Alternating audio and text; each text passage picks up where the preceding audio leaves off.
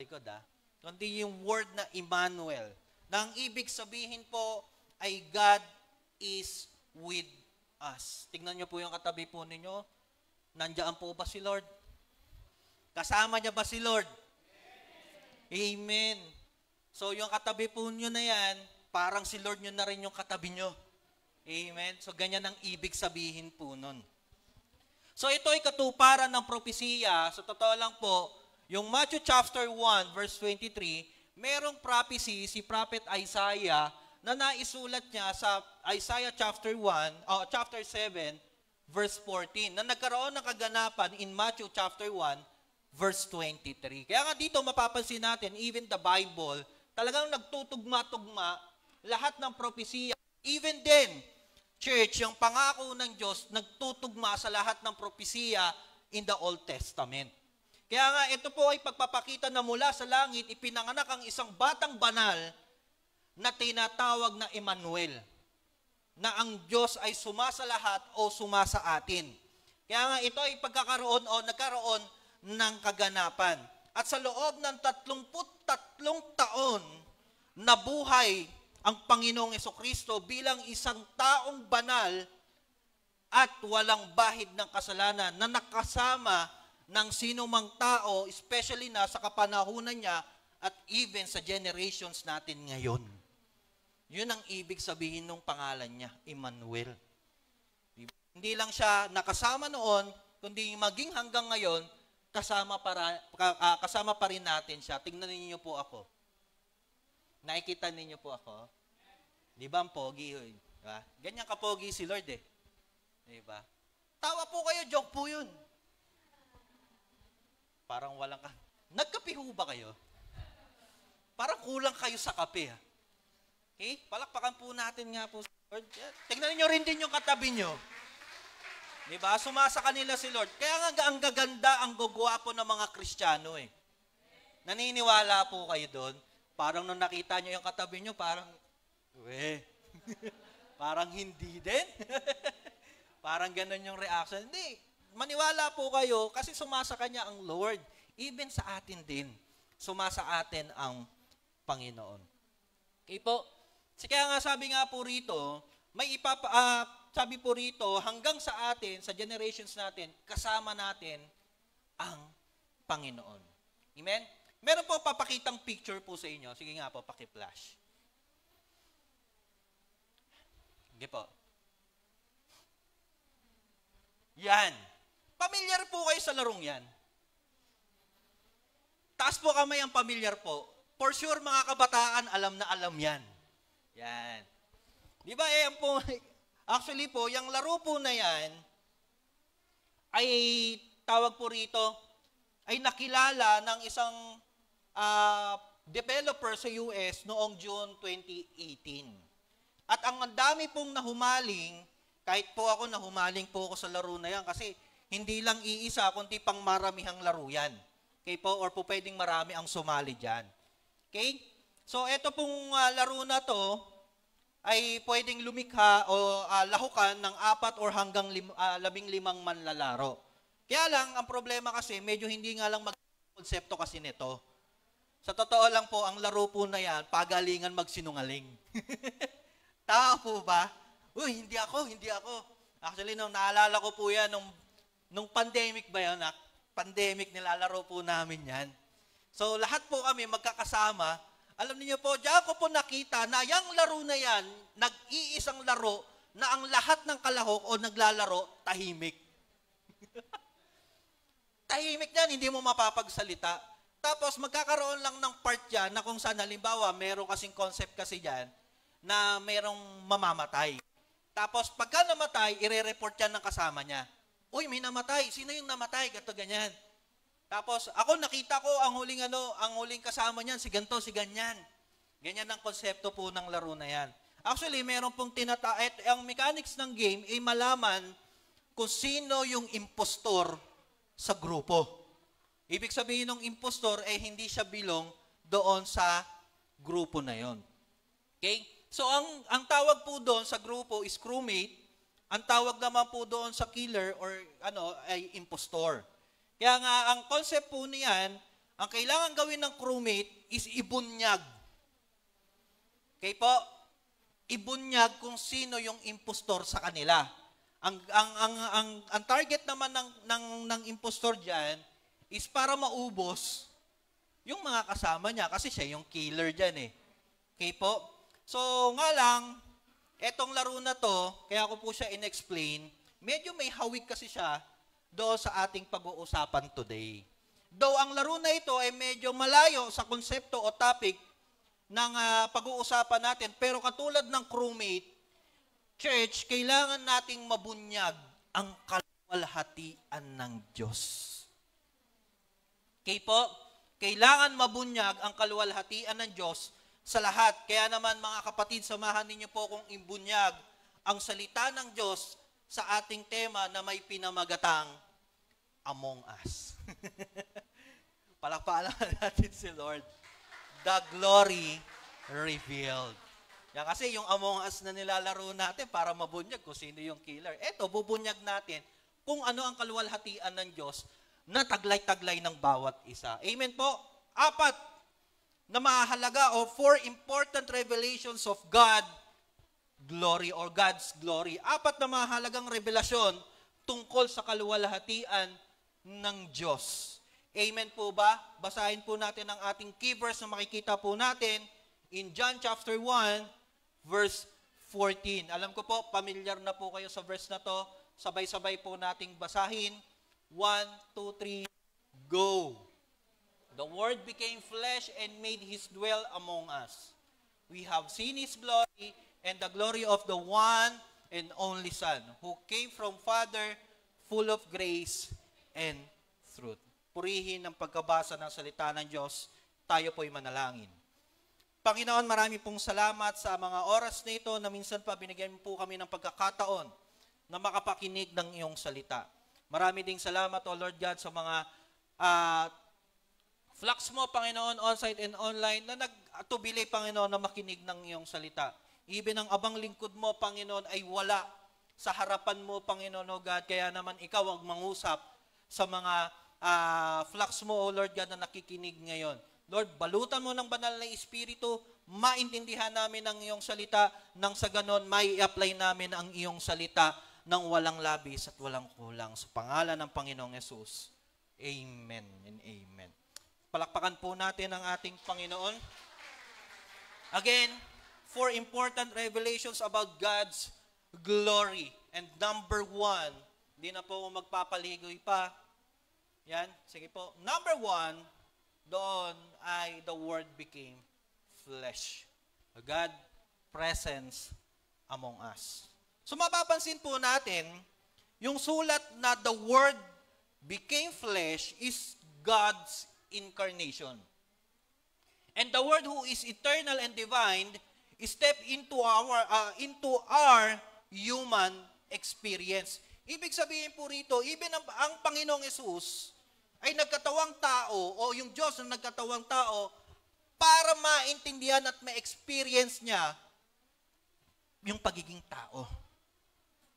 Okay? So this very essence of Christmas, mga kapatid, Emmanuel, God is with us. Kaya nga nakasama talaga, literal ito po, literal na nakasama ng tao ang Diyos. And by the way po, bigyan ko lang po kayo ng konting background doon po sa ating passage. Ang nagsulat po ng Book of John ay walang iba, si John the Beloved. Okay? So ang nasulat niya dito sa libro, ang naiambag ni John the Beloved ay yung Book of John, 1 John, 2 John, 3 John, and then ang pinaka-final niya is Revelation. Siya ang nagsulat po noon. Yung Revelations, yun po yung pahayag. Okay? At sino nga ba si John the Beloved? Ito po ang issue. May chismis po ako sa inyo. Si John the Beloved po ay kapatid ni James na ang tatay nila ay si Zebedee. Okay? So sa 12 disciples ng Panginoong Jesucristo, si John at saka si James, Zebedee, na anak ni Zebedeo, ay magkapatid. Okay? Ulitin ko po ang tatay nila, si Zebedeo, at ang nanay nila ay si Salome, na kapatid ni Maria na nanay ni Jesus. In short, si John at si James Zebedee ay pinsan nino? Hindi, pinsan ng katabi nyo. Hindi, pinsan ni Jesus. Kasi nagkakaroon po tayo ng confusion po. Ito po, meron pa isang confusions when it comes sa Bible. Di ba may mababasa po tayong Book of James sa Bible? May nasulat na James. Hindi po si James Zebedee ang nagsulat po nun. Ang nagsulat po ng James, walang iba kundi ang half-brother ni Jesus na si Santiago. Magkaiba po iyon. Okay? Yung po yun. At yung kapatid ni Jesus na si Santiago ay wala po sa 12. Baka kasi ma-misinterpret po natin yun. Okay? So, according po kay John, o yung tinatawag po na Johannine theology, Christ and the revelations that God brought through the advent of Jesus Christ, the one who was God and was with God in eternity past, became flesh. Life and light through Son, but sin darkened, would reject the light. Ang theology ni John, yung Diyos na kasakasama noon ay nagkatawang tao at ang salitang to ay bumaba sa lupa upang makasama ng sanlibutan o ng tao. Siya ay ilaw, siya ay buhay. Ang problema, yung mga tao sa mundo na which is darkened, ni-reject yung light. And that is the theology of John na inilalabas. Okay? So John theological belief that God o Jesus is the Word became flesh. Son of God ang ika nga. And those who follow Jesus must live righteously. Malinaw po Naintindihan po ako? So as we can see in Mark chapter 3 verse 17, ito, ibang kwento naman ulit to. Sa Mark chapter 3 verse 17, di ba makikita po natin, ayan, James son of Zebedee and his brother John, to them gave the name, ano yan? Yan, which means the son of thunder. So si Jesus, ang ginawa ni Jesus, etong dalawang magkapatid na ito, pinangalan ng sons of thunder. Eto malupit. Di ba kilala po natin si John? Ano po si John? Ang tawag sa kanya? May kausap po ako. Ha? Gilagid? Beloved. So, iba yata yung tinig ko. John the Beloved. Ito po, chismis. Pero yung chismis na totoo po ito.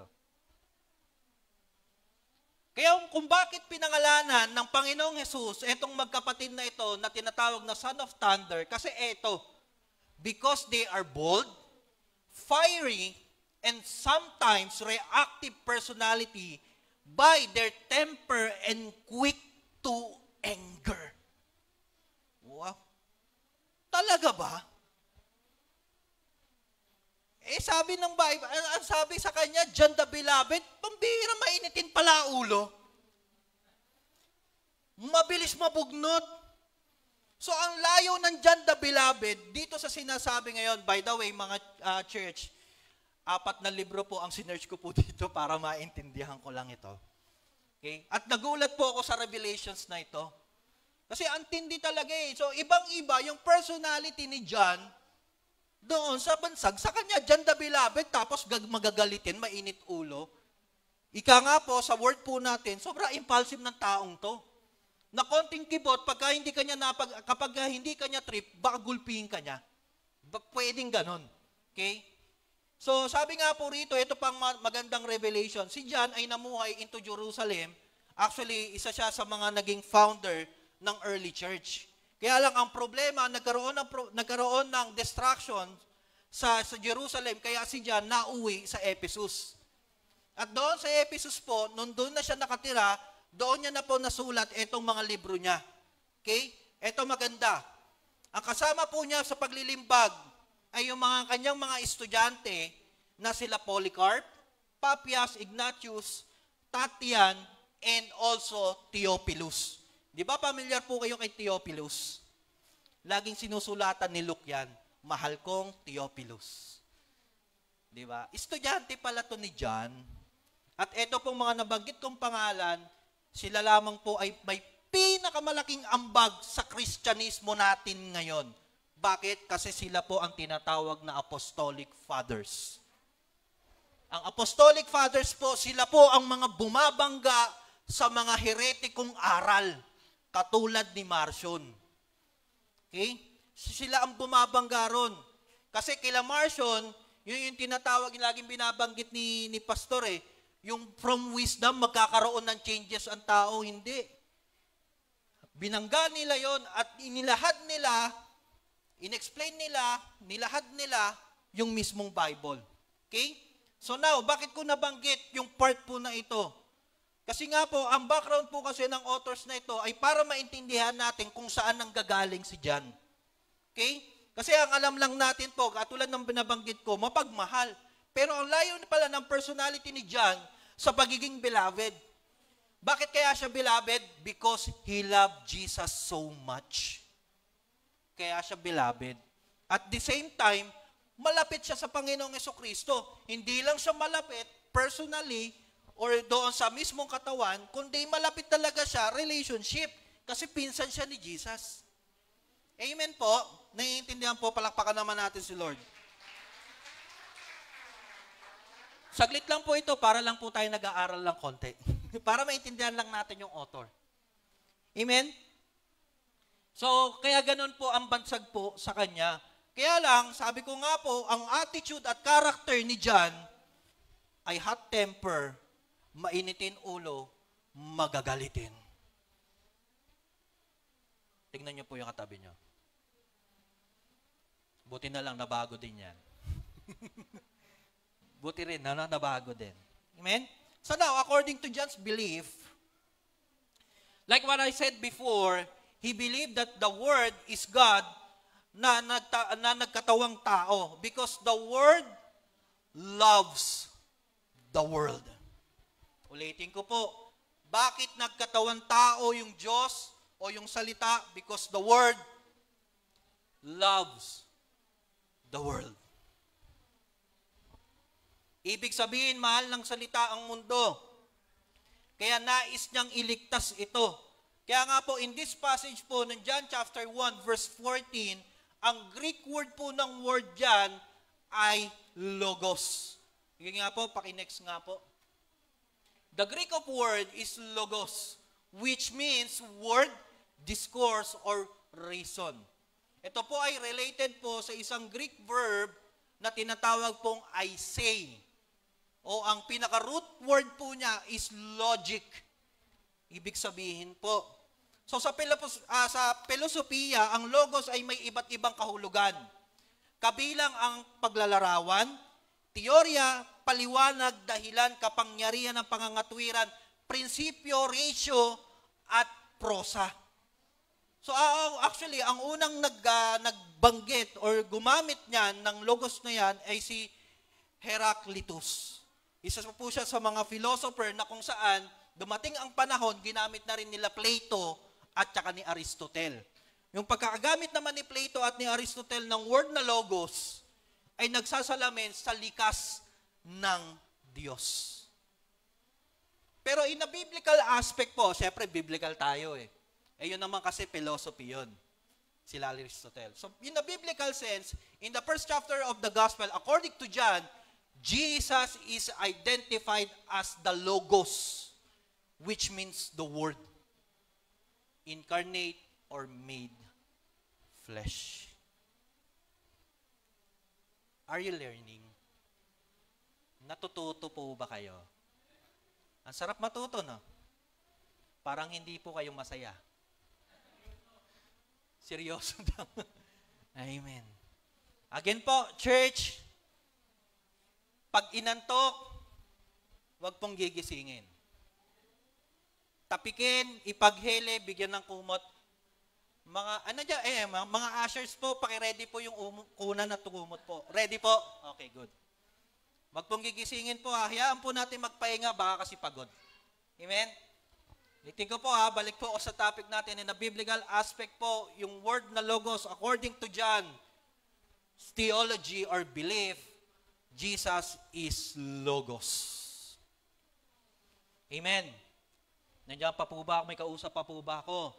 This identifications of Jesus with the Logos is based on the Old Testament or the Hebrew Bible. Concept of revelation such occurs in the frequently used phrase, the word of the Lord. Kaya nga sa view ni John, Jesus came to be regarded as a personified source of life and illuminations of humankind.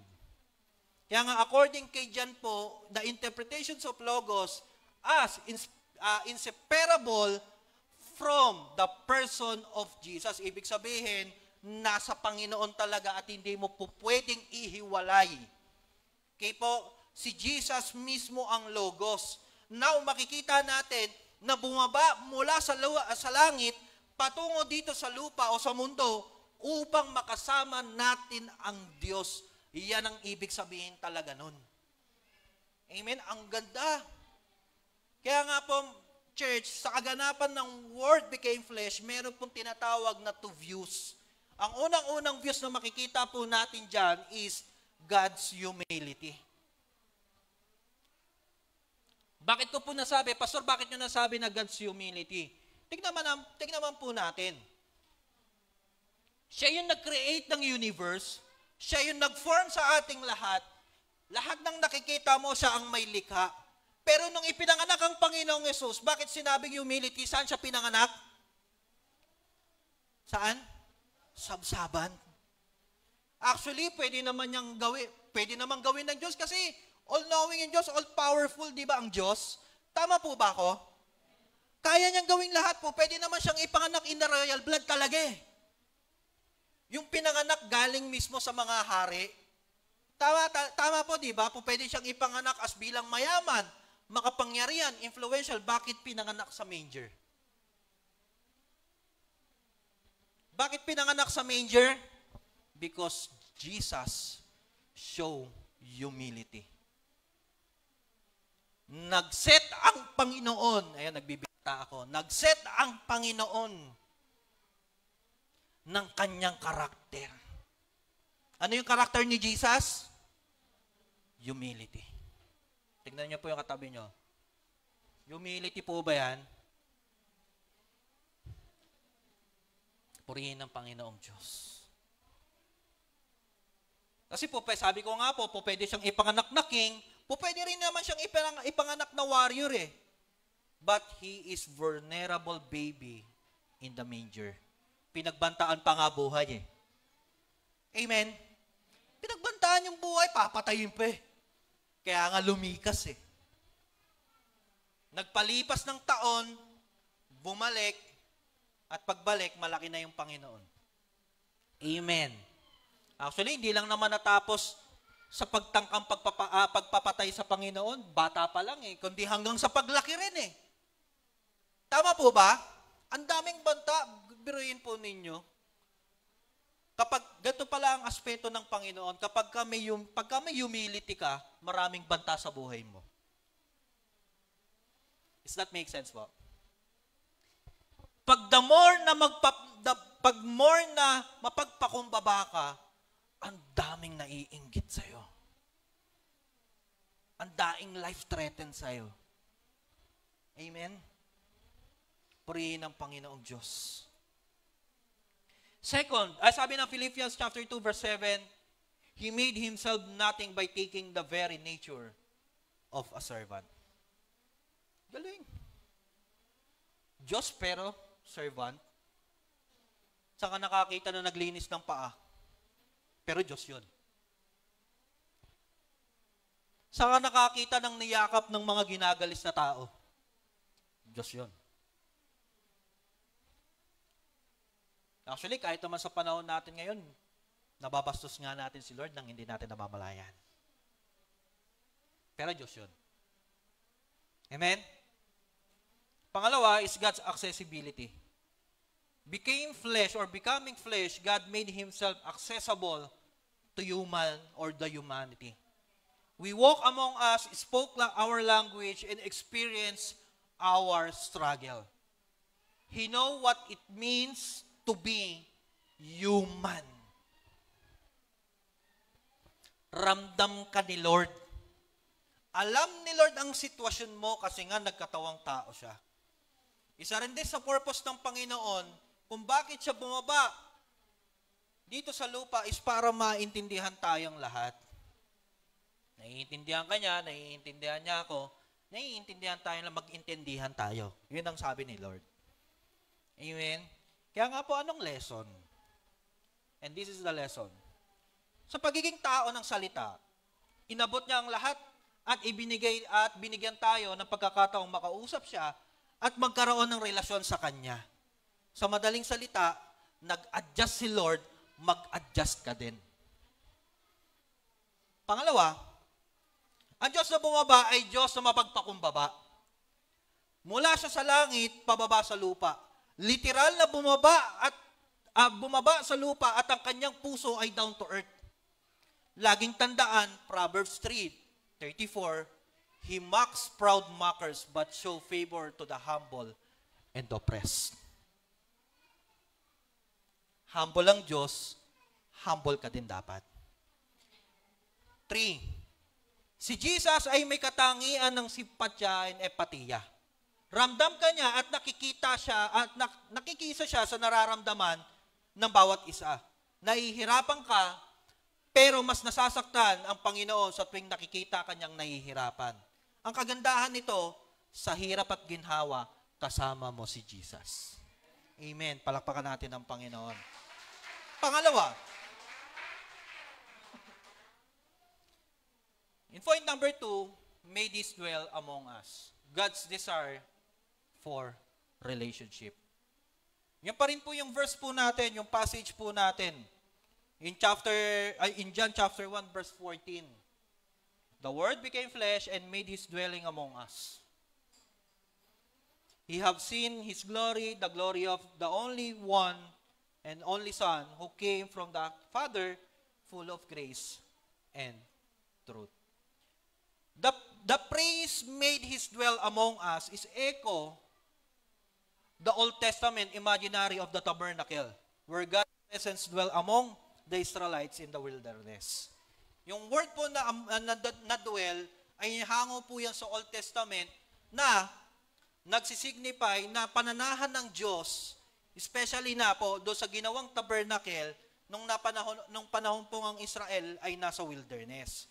Kaya nga po in Matthew chapter 28, verse 20, dito po natin makikita na mismong ang Panginoon ang nagsabi, and I'm with you always to the very end of age. Kasama talaga natin ng Lord. Dito natin mapapansin na talagang yung Diyos is God of relation. Okay? May kausap pa po ba ako? Kaya nga po, sa huling sandali ng Panginoon sa mundo, ang pangakong ito ay kanyang tinupad. Kaya nga po yung dwell in the Greek word po is, yan, eskenosen, to dwell as intent, encamp, to occupy, or to reside. Galing. Ibig sabihin po pala, yung dwell pala, talagang mananahan ng Diyos. Naintindihan po ako? May kausap pa po ba ako? So, John state that God na bababa ay magiging residente sa mundo at makakasama ng lahat. Naniniwala si Juan na ang Diyos ay mananatili bilang isang permanenteng presensya. Are you with me? So talagang God of relationship ang Diyos na bumaba dito sa lupa. Kita naman din natin sa Biblia kung ano ang ginawa ng Panginoon dito sa lupa. Kaya nga po, di ba, ang Panginoong Yesus ay nabansagan, Jesus, the lover of sinner.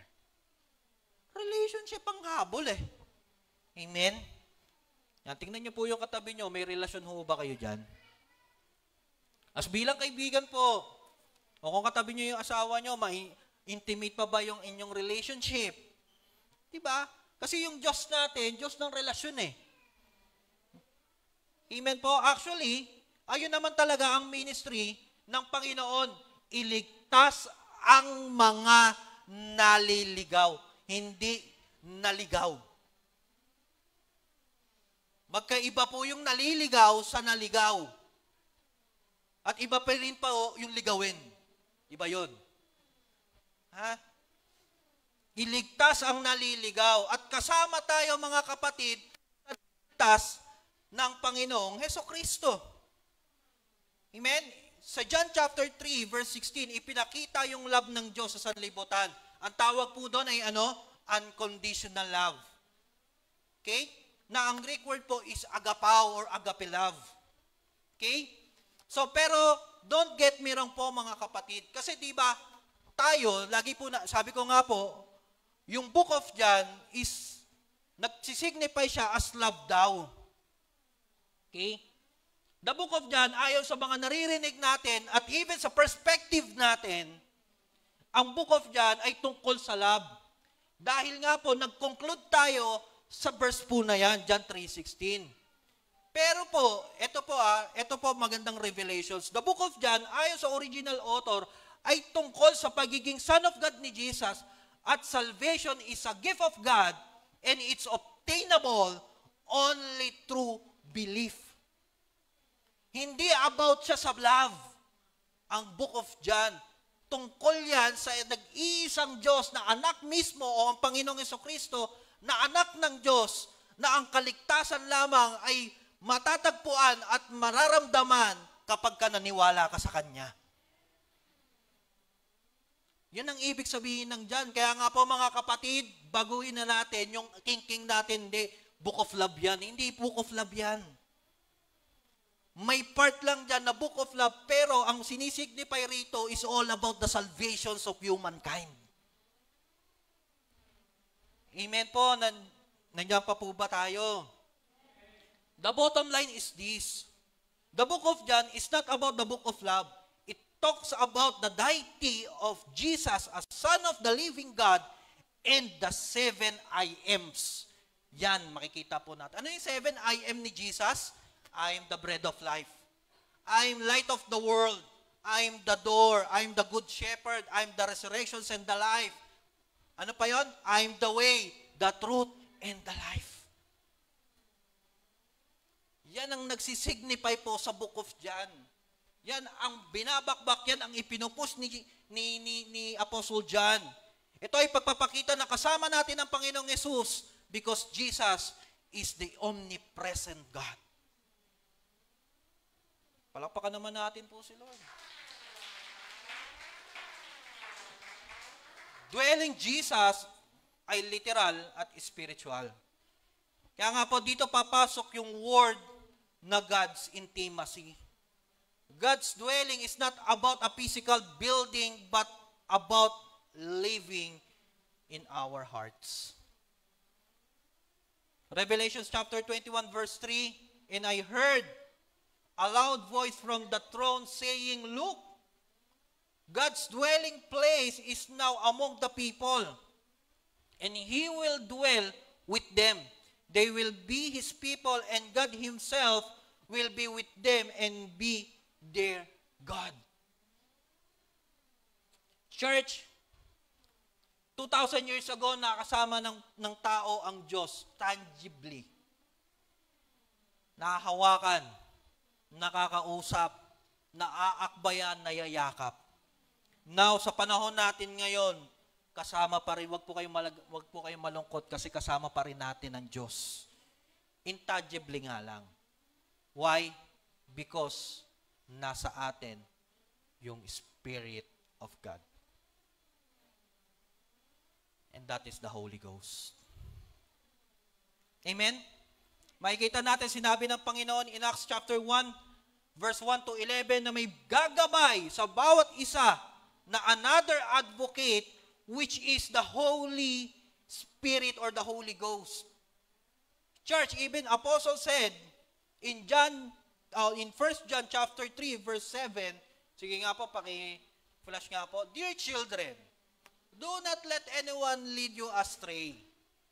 The one who does what is right is righteous, just he is righteous. Grabe, no? Parang ang hirap naman maging Christian kasi more on righteous? Yes. Matik na dapat yun sa isang mananampalataya na mamuhay ayon sa kalooban ng Panginoon. Ang kalooban ng Lord, righteous. Now, analyze yourself. Namumuhay pa ba tayo ayon sa kalooban ni Lord? Kapatid, huwag kang mag-alala. Yes, mahirap maging righteous, but if you allow Jesus to control your life, unti-unti yung cultivations mo and constructions may changes from nothing to righteous. Palakpakan natin sa Lord. 1 John chapter 2 verse 29 sa NLT version, since we know that Christ is righteous, we also know that all who do what is right are God's children. Ang gumagawa pala ng tama, especially sa paningin ng Diyos, ay ano? Anak ng Diyos. O wag ka nang lumingon sa katabi mo, kapatid, anak ni Lord yan. Walang hindi anak ng Lord sa The Lord Our Banner on-site and online. Palakpakan nyo naman po sarili po ninyo. And this is the lesson. Number 1, ang Panginoon sumadya sa mundo para makasama ka, makipagrelasyon sa bawat isa. Isa lang ang inaasahan ng Panginoon sa iyo, ang matamis mong oo. Kaya naman, huwag pa bebe, si Jesus ang gawing bebe. Amen. Pangalawa, ang taong pinananahanan ng Diyos, kita sa way ng pag-iisip, sa kilos at salita. Righteous living is the result of salvation. Ang isang taong tunay na lumalakad kasama ang Diyos ay nagiging daluyan ng kanyang rektang pagkilos. Pangatlo, huwag nang lumayo at mawala sa piling ng Diyos. Tama na lagi siyang nandyan, pero ang ating paglayo sa Kanya ay resulta ng kakulangan ng pagpapasakop at pagsunod sa Diyos. Kaya wala tayong pwedeng sisihin, kasi gano'n, kaya nawala ako sa Lord, gano'n yan. Hindi, kapatid, ang laki ng pagkukulang mo. Amin ka. Lord, kaya ako nawala, pasensya na po Kulang ako sa pagsunod Baka hindi na rin ako nagpapasakop sa iyo. Amen. Pakilakas po. Amen. Point number 3. We have seen His glory. God's revelations through Jesus. John's right, we have seen His glory and the glory of the one and only Son. This glory is not just about the radiant light or miracle, but about the character and presence of God revealed in Jesus. Kaya kung makikita ang glory ng Diyos through sa cross na ginawa ng Panginoong Jesucristo. Ang kaluwalhatian ni Jesus ay ang pinakamatinding event na ipinakita niya sa pamamagitan ng kanyang kamatayan sa krus ng Kalbaryo. Amen? Ang laking event po nun. Mas malaking event pa yan sa kinasal ng mga mayayamang tao. Kahit sa dibo mo, walang-wala yung dibo mo sa kamatayan ng Panginoong Yesus. Amen? So dito po, mga kapatid, sa kanyang kababaang loob, pagsunod at pag-ibig, dito natin nakikita ang buong kaluwalhatian mismo ng Panginoon. Nang mag-substitute ang Panginoon para sa atin na dapat tayo ang ipako sa krus, ay pagpapakita ng kaluwalhatian ng Diyos. Kaya nga kung tutusin, sobrang laki ng utang na loob natin sa Panginoong Yesus Sa totoo lang po, church, kulang po ang buhay po natin para ialay sa Panginoon dahil sa ginawa niya. Kulang. Kahit na pagsama-samahin pa natin yung time, treasure, and talent natin, kapatid, kulang pa rin. Ang kwentong kapanganakan ng Panginoon hanggang sa kanyang kamatayan ay malinaw na pagpapakita na ganito katindi ang kaluwalhatian ng Diyos sa ating lahat. Ang kailangan lang natin upang maranasan ang kaluwalhatian ng Diyos, maniwala at manampalataya. Maniwala at manampalataya. Sa ating pananampalataya, may pagtitiwala, dito na din lalabas ang unti-unti nating pagbabago. Kaya nga po ang tawag doon, a transformation glory. Okay? In 2 Corinthians chapter 3 verse 18, and we all who with unveiled faces contemplate the Lord's glory are being transformed into His image with ever-increasing glory which comes from the Lord who is the Spirit. Yung kaningningan ng Diyos, yung kaluwalhatian ng Diyos, yung glory ng Lord, kung malinaw po sa atin iyon, kapatid, may changes, may pagbabago. Mas nagiging kamukha natin si Jesus kaysa kamukha mo yung katabi mo. Amen? Kasi maraming tao ganon. Maraming mga Christians nowadays, mas kamukha niya pa yung katabi niya kaysa kamukha si Jesus. Lugi. Lugi, sabi ni Jasmine. Lugi. Lugi talaga. Amen? Kasi yung katabi natin, imperfect. Ay, ano yan eh, tawag rito, may kapintasan. Pero si Jesus kasi perfect. Para maging perfect ka, tumabi ka sa perfect. Kay nino ka tatabi? Kay nino? Kay Jesus. So hindi lang pagsilang kundi ang dugong inalay ng Panginoon ay siyang nagniningning sa ating mga mukha. Dapat ganoon po talaga. Okay? Again, sa pananampalataya natin sa Panginoon, dapat nagre-reflect ang Panginoon sa atin, sa isip, sa salita, at sa gawa. Amen? At sa nararamdaman na din. Dapat kawangis tayo ng Diyos. Question, kawangis ka pa ba ni Diyos? Kawangis ka pa ba ni Jesus? Tanongin mo yung katabi mo. Sige, go. Kawangis ka pa ba ni Jesus? Kapag sinabi niyang hindi, o di tara, go. Maging kawangis tayo ni Jesus. Ganun lang naman simple. Amen? Kasi hanggat nabubuhay, may pag-asa, sabi nga ni Melchanko. Diba? May pag-asa. Amen? Ang wala ng pag-asa, kapag nagpantay na yung ating mga paa. Amen po ba? Lesson. Ano yung mga lesson natin? Hindi lang nabubuhay ang Panginoon, kundi namatay siya para sa atin. Dahil mahalaga ka sa Kanya. Nawa, mahalaga din iyon sa'yo. Kinakikitaan ng kaluwalhatian ng Diyos ang taong pinahalagaan at sinasagawa ang ginawa ng Diyos o ng Panginoon sa buhay niya. At pangatlo, ang buhay ng isang mananampalataya dapat nagbabago from glory to glory.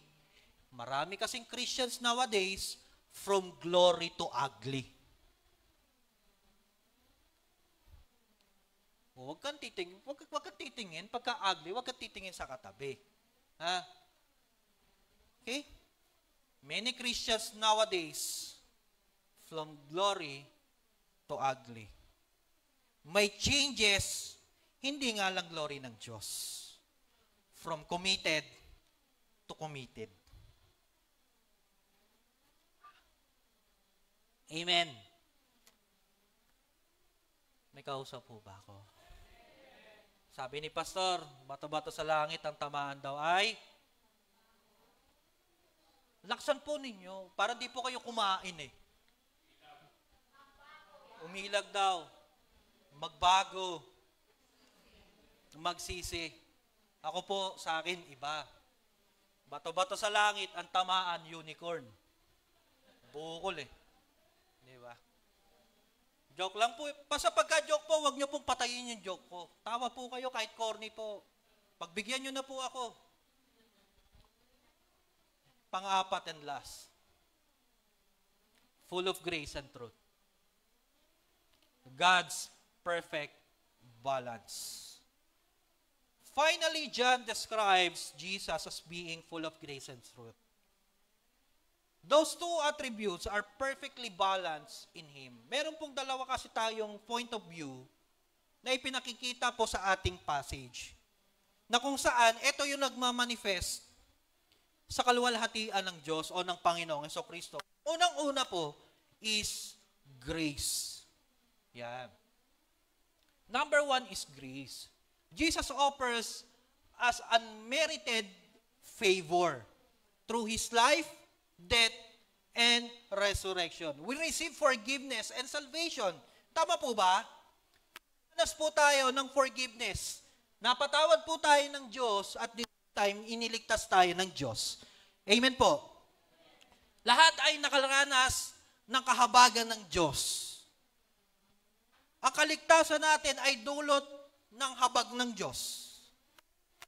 Jesus is so compassionate to the people who truly seek rescue. Uulitin ko po mas compassionate ang Panginoong Jesus na iligtas ang mga taong naghahanap ng kaligtasan. Bakit ko po nasabi? Yung Pharisees nga, hindi niya niligtas eh. Bad trip pa siya doon. Amen po ba? Samantalang sila na yung nakapag-aral ng Word of God. Diba? Ang tawag po sa kanila, Pharisees, Sadducees, teachers of the law, aral sila eh. Actually po, in the theological terminology, kapag sinabing rabbi, ito po natutunan ko lang po ito kay Pastor Ron. Na-share niya po ito doon sa ABC nila. Ang turo po ni Bishop Julius is ganito. Ang rabbi po pala, sa panahon po ng New Testament, ay napakataas na ang katungkulan sa ano po nila, sa era po nila. Na kapag sinabi kang rabbi, full of wisdom ka. Tinitingala ka ng tao. Kaya nga sa totoo lang po, kapag dating po ng mga age 12 yung mga bata, pinag-aaral na nila. Ang ginagawa ng magulang, talagang hinahayaan sila, sige mag-aaral kayo doon, magkumbento kayo doon. Para maging rabay ka. Kasi yun ang pangarap ng bawat magulang nung panahon ni Jesus. At ang ganda ka ng katayuan, biruin mo, pagka ikaw rabay ka, ganyan ka, maglakad. Rabay ako. Di ba? Taas no ko talaga. Kaso ang problema, yung mga disciple ni Jesus, mga rejected as bilang rabay yun. Kaya nga si Jesus nireject nila eh. Mapapansin po ninyo sa kwento po, di ba merong kwento doon na sinabi na, sino nagturo sa'yo? Paano ka naging guro? Amen. Maraming Pharisees ang bumakbak sa Panginoong Jesus. Pero ulitin ko, Jesus is so compassionate to those people who seek rescue. Remember the Samaritan woman. Anong kwento ng Samaritan woman? Nadaan lang sa kwentuhan yon, nauwaw si Jesus, nagpunta sa balon, humingi ng tubig. After na humingi ng tubig, nakainom ang Panginoong Jesus, anong sabi ni Jesus? You know, meron akong ibibigay sa'yo. Ito yung tubig na nagbibigay buhay. Anong sabi ng babae? Sige nga po, gusto ko po yan. He sick. Naghanap siya. Zacchaeus, the tax collector. Anong kwento ni Zacchaeus? Dahil nga maliit siya, anong ginawa niya? Para makita niya si Jesus, nag-effort siya. Anong ginawa niya? Nagmalaunggoy siya. Umakyat sa puno para lang makita ang Panginoon. Nag-sick? Yes. Sinik niya si Jesus eh. Anong sabi ni Jesus nung makarating sa bahay ni Zacchaeus? From now on, this household will be saved. Wow! Sabihin nga po natin, wow! Hindi, bigyan po natin ng experience. Wow! Yan! Dapat may falsetto ng konti.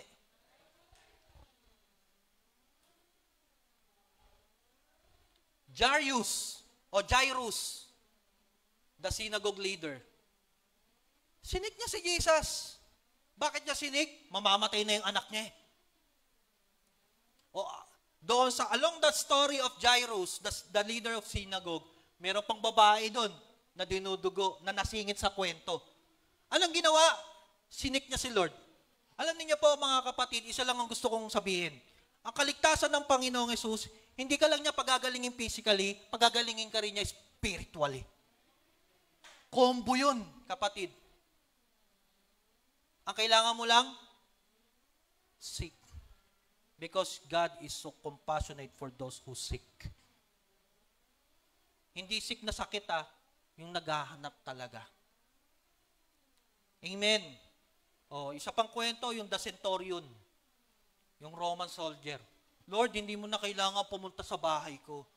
Makita ko lang, Lord, sabihin mo lang, gagaling ang anak ko. Nag-sick siya eh. Hinanap niya talaga si Lord. And last, the woman caught adultery. That is compassion. Amen?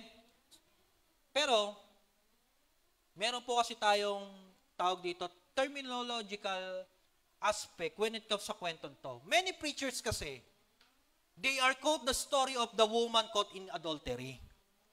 The story highlight of the story is compassion. Tama po yun. Okay? As Jesus never judged the woman, tama rin din naman yun. Kasi makikita natin sa kwento, wala nang nag-judge sa'yo. Wala po. Is it true that he didn't condemn her? But he left her with a command. Anong sabi? Anong sabi po? Anong sabi ni Jesus? Ganito ang istorya niyan eh. Dinala ng mga Pharisees yung babae na nahuli nangangalo niya, and Jesus do this. Nagsusulat. Nung dinala, guro, di ba sabi ni Moses, pag nahuli ng ganyan, babatuhin? And Jesus said, sige, kung sino walang kasalanan, siya unang bumato dyan. Unti-unti sila nag-alisan. At bigla siyang natingin, nasa na yung babato sa'yo? Wala na po eh. Ganon, hindi naman kita din i-condemn. Pero may sinabi si Jesus. Anong sabi? Go home and sin no more. Hindi natapos ang kwento sa compassion. May command. Amen? Naintindihan po ako? Tanong ninyo po sa akin, ano yung sinusulat ni Jesus doon? Ito po kung si Jesus po, very compassionate, ang tanong, sino yung sinusulat niya doon sa lupa? Makikita po natin in Jeremiah, In Jeremiah, sinabi doon ni Jeremiah na ang sino mang pangalan ng isulat sa lupa ay hindi na makakatanggap ng kaligtasan pa. And you know what is the name that Jesus wrote doon sa lupa? The name of the Pharisees. Goosebumps. Si Lord very compassionate. Bakit yun? Sinumpanan ni Jesus. Again, Jesus so compassionate to those who seek.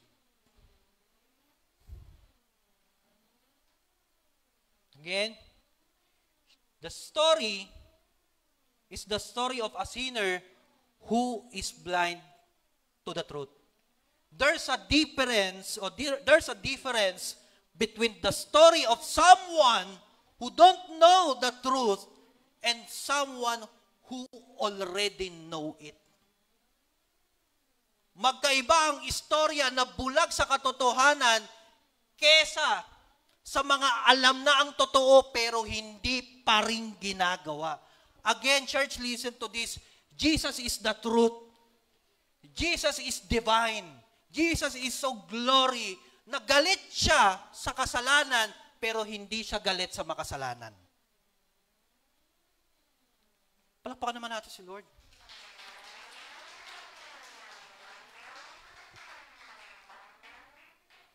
Amen? Because Jesus' grace ay hindi natatapos sa usaping compassion and empathy and etc. Ang tunay na binigyan ng grace may change. Ulitin ko, ang tunay na may grace may change. Ang pinakitaan ng compassion may devotion para magbago. Palakpakan natin si Lord. Second is truth. Jesus also embodies truth, revealing God is the exposing the reality of our sin. John chapter 14 verse 6 says, I am the way, the truth, and life. The reason why Jesus saves humankind, it's because ayaw niya na makita tayo sa bottomless pit. Ang tawag po ron, abyss. Yun ang kahantungan ni Satan at sa mga umanib kay Satan sa second coming, after ng Armageddon. Okay? Doon mangyayari po yun. So ito ang totoo. Ayaw ni Jesus sa kasalanan kasi nais niyang iligtas ang makasalanan. Amen. So malinaw sa Panginoong Hesus ang dahilan ng kanyang pagbaba sa lupa. Ang Panginoong Hesus ay lumikha sa atin. Sabi nga po ng Genesis chapter 1 verse 26, di ba? Hinugis tayo ayon sa kanyang wangis. Ang wangis na sinasabi ng Panginoon doon ay attributes at character na meron siya.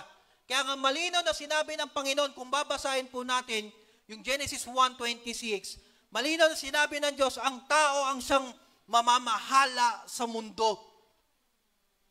Tama po ba? Tama ako, di ba? Tama po. Siya mamamahala. Lahat ng nilikha niya, pamumunuan ng tao. Ibig sabihin pala, kapatid, ikaw ay representative ng Diyos dito sa lupa. Pero dahil nga sa likas na kasalanan ng tao o nagkasala ang tao, nawala ang opportunity na ito sa atin. So dating kinaaaliwan at kinatutuwaan, ngayon kinapopuotan at galit na galit ang Diyos.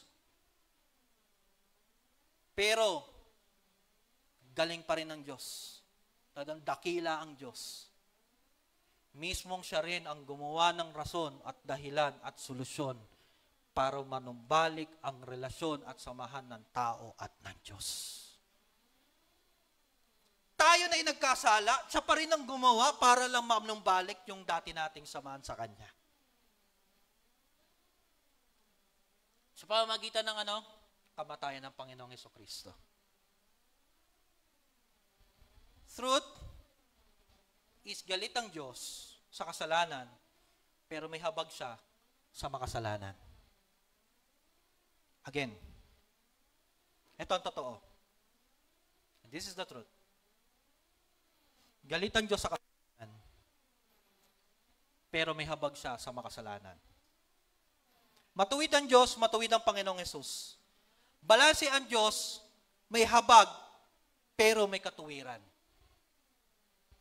As a follower of Christ, we are called to reflect His grace and glory, and also the truth. Ang tanong, are we compassionate like Jesus, but also courage to standing for God's truth? Compassionate ba tayo tulad ng pagiging compassion ng Panginoon, pero may lakas ka ba ng loob para manindigan sa tama? Huwag niyo na pong sagutin, kayo na po ang humusga. Kayo na po ang sumagot sa inyong mga sarili. And this is the lesson. Ito ang equation ng Diyos sa tao. Ganito. Love plus grace equals salvation. Product of salvation is living in righteousness. Hindi nang husga ang Panginoon sa tao in the first coming, kasi yun naman talaga ang ministry niya. Ulitin ko po hindi nang husga ang Panginoon sa first coming niya. Kasi ang purpose niya, iligtas ang sanlibutan. Iligtas ka, iligtas ako, iligtas tayong lahat. Kasi ang panghuhusga, nasa second coming. Etong ginagawa po natin ito po ang tinatawag na opportunity and chances. May chance ka pa, kapatid. May chance pa tayo. Pangalawa, ang Diyos ay balanse sa lahat ng aspeto. Jesus serves the Father but also serve the people. Pwedeng nagsaserve ka sa church, pero nagsaserve ka din sa family, classmate, workmate, at friends mo. Balanse siya. The glory of God reveals sa mga taong balance sa paglilingkod.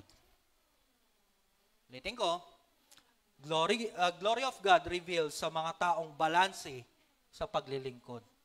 Compassion for the lost to introduce to them to God, but speaking the truth to those choose to live wrongly. Compassion po tayo sa mga taong naliligaw or mga makasalanan para dali natin sila sa Diyos. Makakilala, maligtas, tulad ng pagkakakilala at kaligtasan na meron tayo.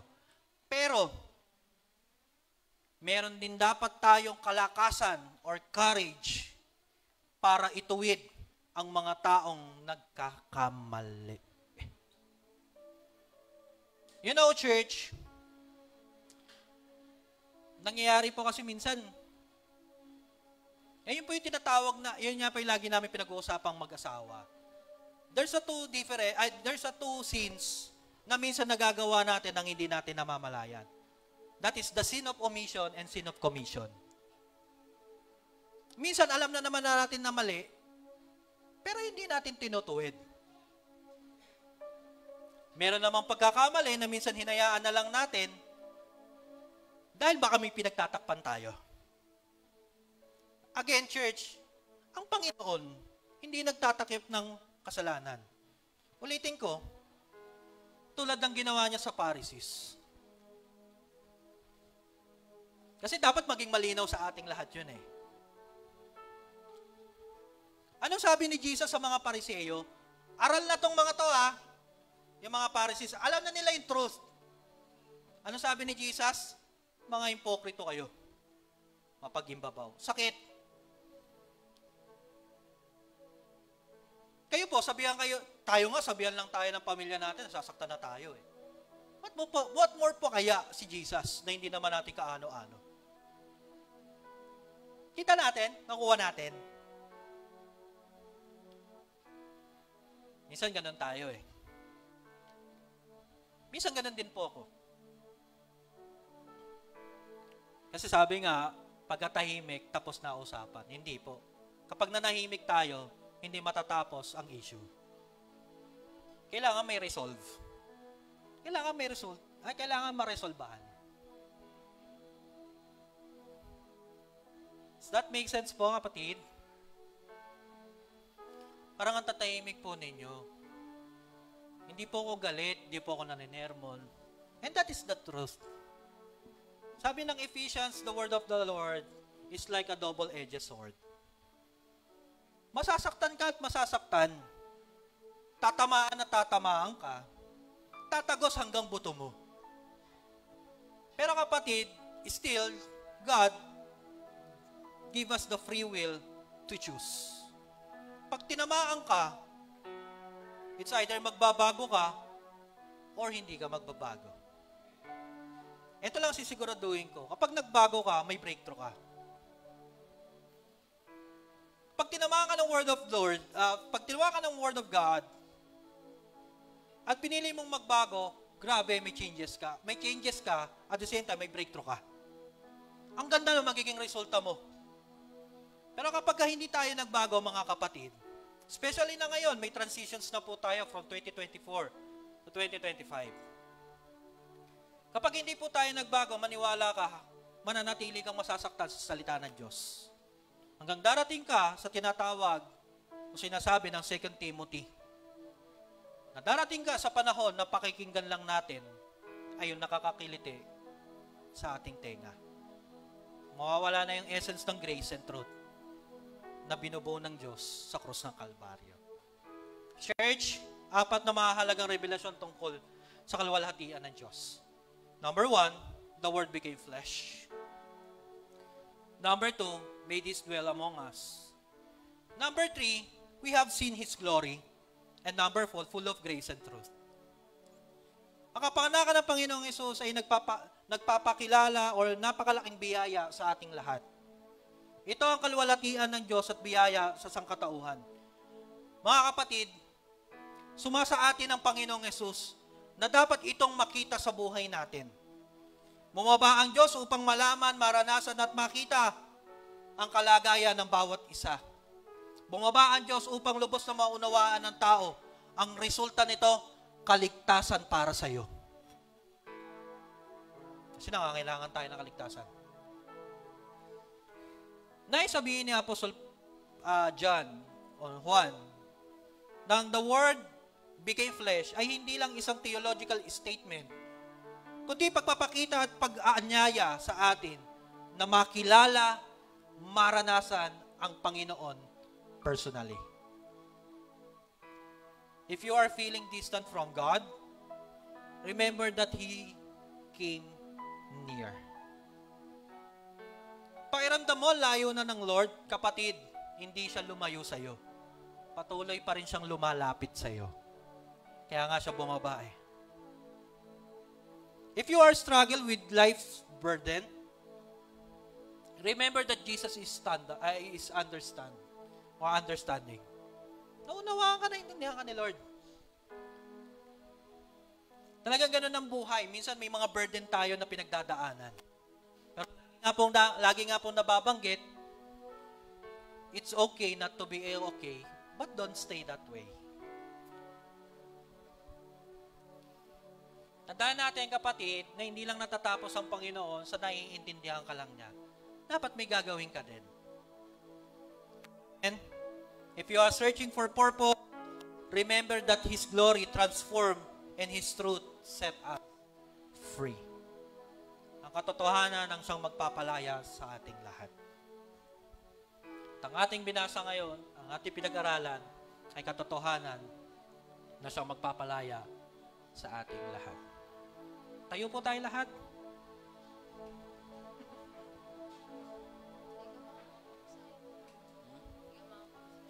Bang nakatayo po tayo, church, pwede bang makalambing po sa inyo? Pwede bang pumikit tayo? Pwede bang namnamin natin yung glory ng Lord? Pwede bang namnamin natin yung word kanina na ibinigay sa atin ng Panginoon? Again, hindi po ako nagsasalita rito sa harapan as bilang pastor or manggagawa ng Diyos. Ang word na ito, mismo, rekta ang Panginoon na nagsasabi sa iyo. Ulitin ko po, sa kwentong kapanganakan ng Panginoon, kaligtasan para sa ating lahat. Now, namnamin natin, feel natin, Lord, ang sarap pala ng kaligtasang ibinigay mo sa amin. Na ang purpose ng Christmas, kung bakit namin sineselebrate, because nagbubunyi kami kasi niligtas mo kami.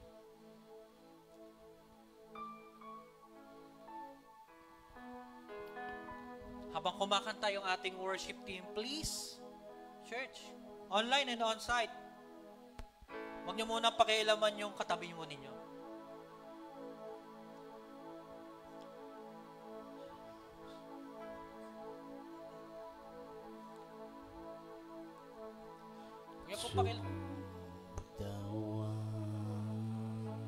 Yung papakialaman yung katabi nyo.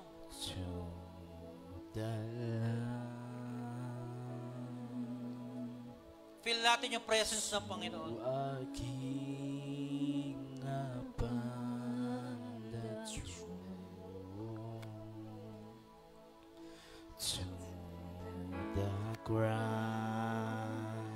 Namnamin natin ang presensya ng Diyos, yung glory ng Lord sa buhay po natin.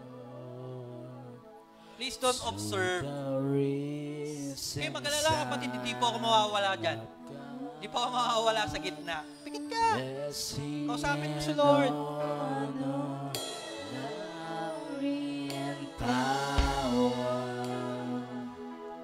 Salvation belongs to our God. Blessing and honor now and forever. Salvation belongs to our God. Blessing and honor, glory and power.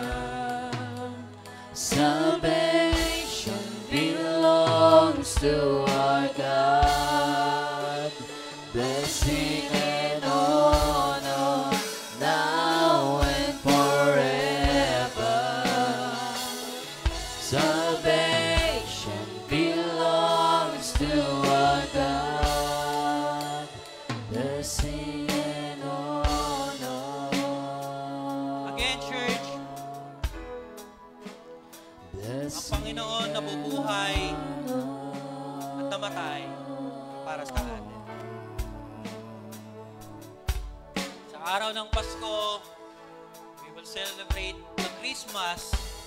It's not just about kung anong narating natin, kung anong merong handa sa pagkainan. Dahil sa matatanggap mong regalo or anything else,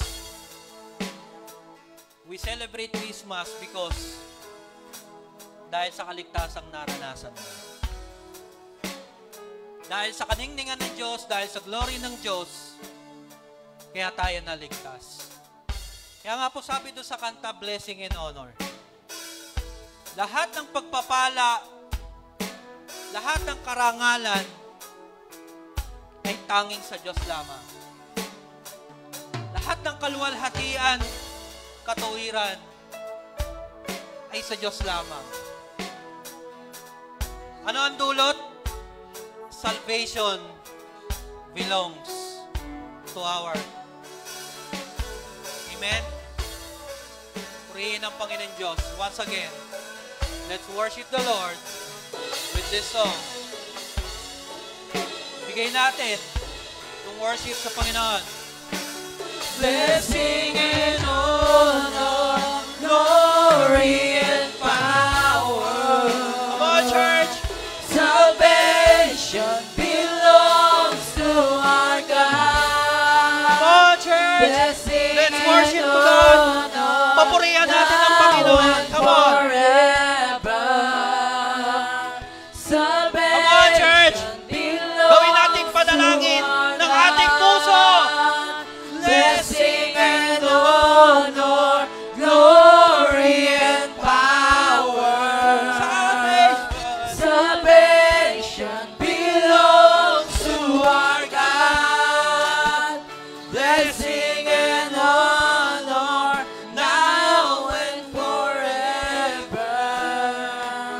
Salvation belongs to our God. For the last time, church! Blessing and honor, glory and power. Salvation belongs to our God. Blessing and honor now and forever. Salvation belongs to our God. Blessing and honor.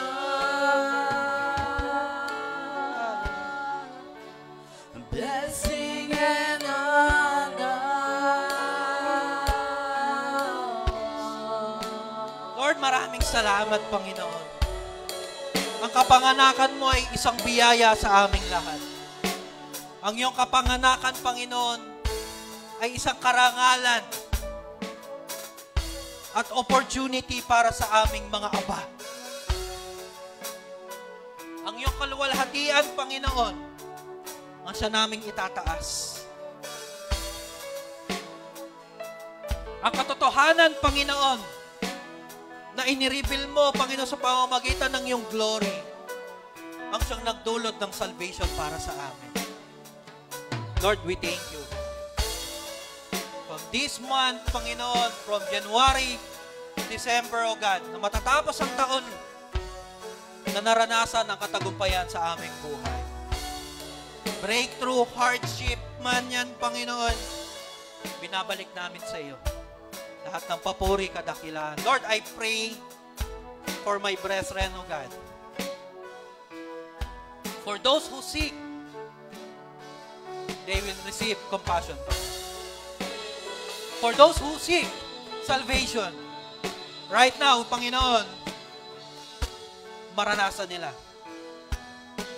Dumaloy, bumaba ang banal na Espiritu at maranasan sa puso ng bawat isa.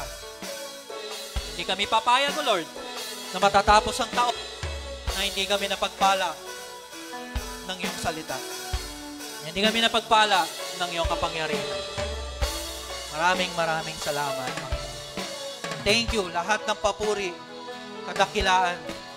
Pasasalamat, Panginoon. We adore your name. Your name is beautiful among them. Your name is beautiful, Panginoon, sa lahat ng aspeto, O God. Even sa aming mga buhay, O Lord God, makita ang kadakilaan mo. Makita ang kapangyarihan mo. Mag-umapaw ang kaligtasan sa buhay namin. Mag-umapaw, Panginoon. The salvation is manifest, Panginoon, in ourselves, Panginoon. Hindi lang sa akin, maging sa mga kapatid ko, Panginoon, on-site and online. In Jesus' mighty name, everybody say, Amen! God bless po.